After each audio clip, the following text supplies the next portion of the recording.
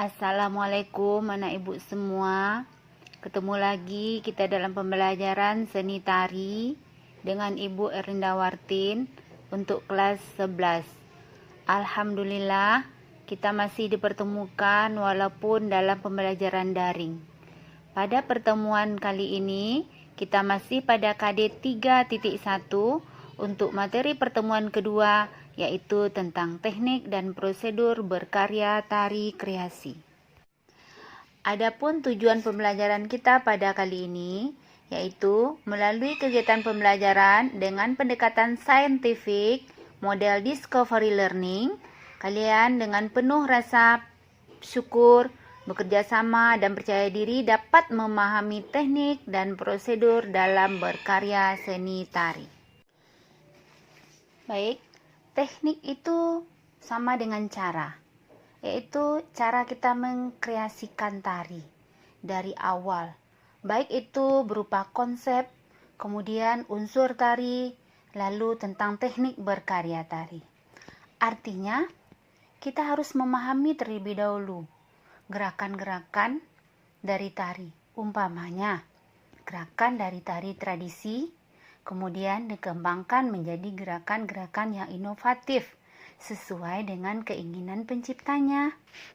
Sebelum kita lebih jauh berbicara tentang teknik dan prosedur berkarya tari kreasi, sebaiknya kita bahas terlebih dahulu tentang unsur-unsur tari. Adapun unsur-unsur tari itu dibagi atas beberapa bagian. Yang pertama disebut dengan wiraga. Wiraga itu merupakan gerakan dari keseluruhan anggota tubuh penari. Yang kedua, wirama. Wirama itu harus memiliki gerakan ritmis. Artinya, gerakan tari itu harus memiliki gerakan-gerakan ritmis yang bisa diiringi dengan musik pengiring atau dengan alat-alat musik. Yang ketiga, wirasa. Wirasa itu sama dengan perasaan atau pesan yang ingin disampaikan melalui gerakan sebuah tari lewat ekspresi, lewat mimik wajah daripada penari tersebut. Nah, di samping unsur-unsur tari di atas, teknik atau tingkat keterampilan gerak tidak boleh diabaikan oleh para penari. Itu harus dikuasai oleh penari. Untuk melakukan suatu tarian merupakan faktor yang mempengaruhi menarik atau tidaknya tari dibawakan.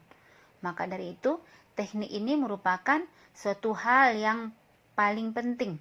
Bagaimana tari itu bisa menarik. Kemudian, dia harus diimbangi dengan faktor-faktor koreografi seperti pengaturan ruang, pengaturan irama, kostum, rias penari, tata panggung, pencahayaan, atau lighting. Nah, teknik dalam tari itu bisa berupa gerakan yang terdiri dari gerak kepala, gerak tangan, gerak kaki, dan gerak badan. Nah, mari kita bahas satu-satu. Gerak kepala. Misalnya, penari membuat gerakan memutar kepala seperti membuat angka 8. Kemudian gerak tangan. Gerak tangan misalnya penari membuka kedua telapak tangannya, kemudian memutarnya arah ke atas dan kembali kepada posisi semula. Kemudian ketiga, gerak kaki. Misalnya, penari membuka kaki kanan ke depan dengan berat badan tetap di kaki kiri atau sebaliknya. Dan juga gerak kaki ini di dalam gerak tari Minang disebut juga dengan pitunggu. Kemudian teknik gerak badan. Misalnya badan penari itu tegak atau badan penari itu berputar ke belakang. Baik, sekarang kita masuk kepada prosedur tari kreasi.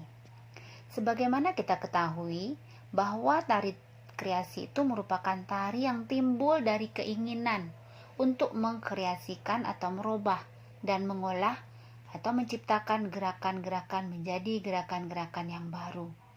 Pada dasarnya, dalam tari itu dibagi atas 3 bagian penting. Yang pertama, ada bagian pembuka atau awal dalam sebuah tari. kemudian ada bagian pokok tari, kemudian ada bagian penutup dari tari. Nah, untuk berkarya tari kreasi, stimulus bisa diperoleh melalui 1.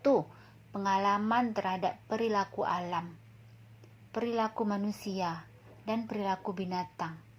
Yang kedua, mewujudkan tokoh yang berasal dari cerita. Atau kita bisa mewujudkan tari itu berdasarkan cerita-cerita tokoh. Yang ketiga, proses berkarya tari yang mengikuti langkah seperti eksplorasi, improvisasi, komposisi, dan evaluasi, sebagaimana yang telah kita pelajari pada video sebelumnya. Pada prosedur tari kreasi ini, ada beberapa kriterianya.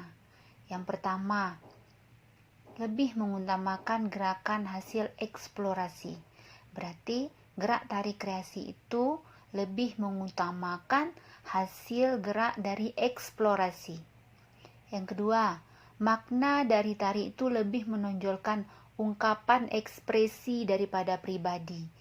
Berarti tari itu menonjolkan ekspresi atau ungkapan jiwa dari pencipta. Ketiga, adanya kebebasan untuk berkreativitas dari pencipta. Berarti pencipta itu bebas melakukan kreativitas sesuai dengan keinginan dan kemauannya. Dan juga kalau dia berangkat dari tari tradisi, dia harus berpolakan kepada tari-tari tradisi. Yang keempat, untuk menunjukkan identitas secara kultural.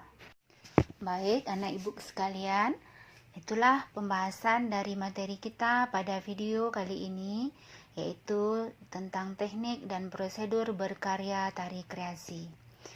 Ibu berharap kalian dapat memahami pembelajaran kita lewat video kali ini, dan harapan ibu jadilah kalian peserta didik yang kreatif dan inovatif untuk terus berkarya demi perubahan dan perbaikan pendidikan di masa depan, terutama di bidang seni. Nah, akhir kata ibu ucapkan Assalamualaikum warahmatullahi wabarakatuh.